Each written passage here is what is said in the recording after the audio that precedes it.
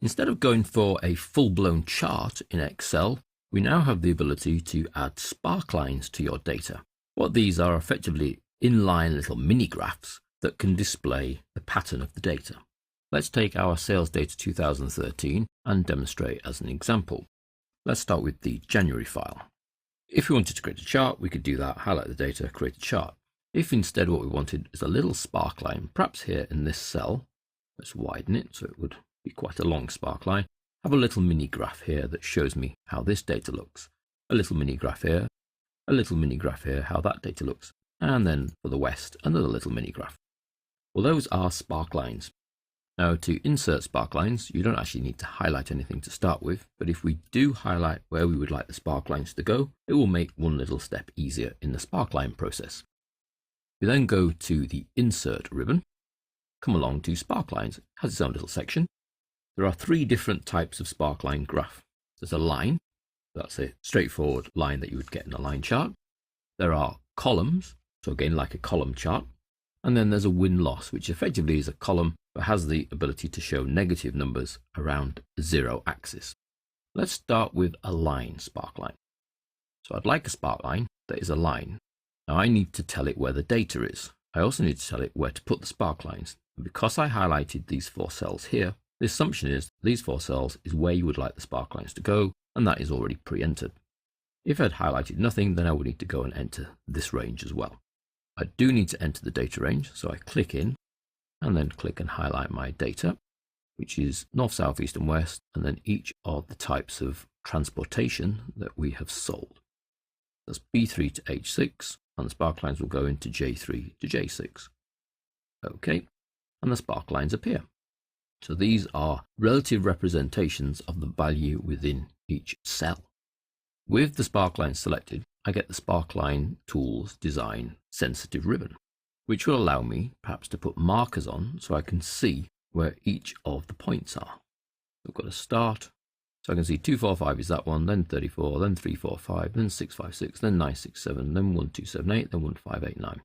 So pretty much on all of these, there is a gradient upwards in the values. Now the sparklines, like normal charts, respond to changes in the data. So if I go into here and make a massive dent in the helicopter sales for the east, that then adjusts the sparkline, and you can see that that little peak dropped down.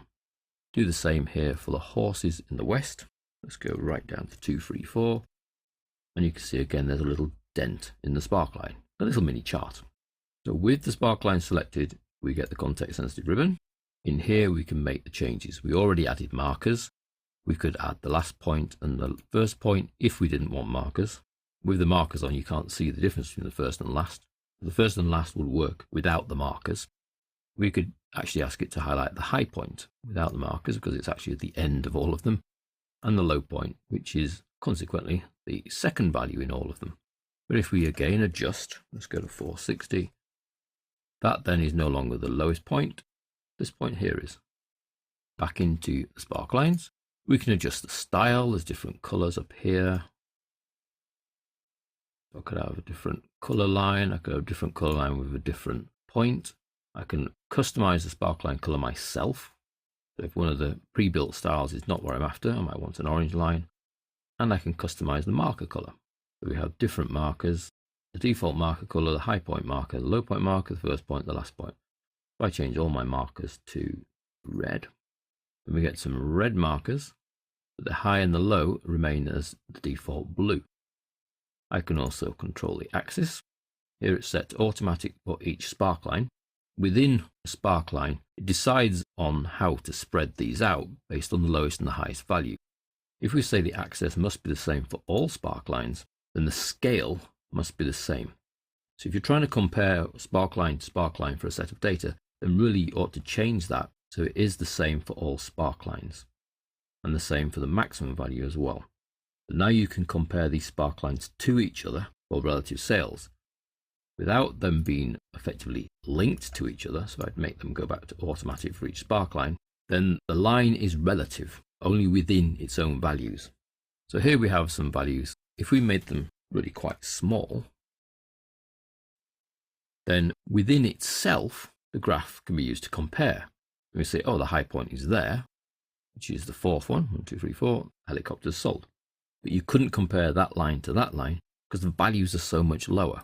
But if we went into design and said, actually, it needs to be the same for all Sparklines, then you can see that that top Sparkline is pretty much flat because the values are so low compared to the other values.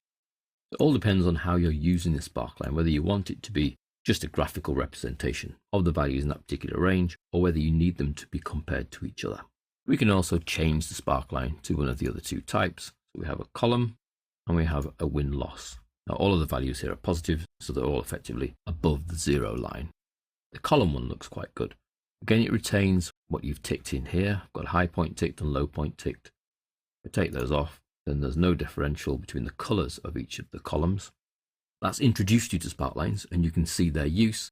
Nice and pretty inline graphs, really, allowing you to quickly compare values in a row or even in a column. There wouldn't be nothing to stop us doing this along here. Insert Sparklines. That's my data. Okay. And then you get a little mini graph that compares the values vertically. So that graph represents those 4 values there. Stick the markers on and you can see there are 4 values marked on. Clever little graphs, very easy to get, and with a bit of customization can help add that graphical appearance to your numbers.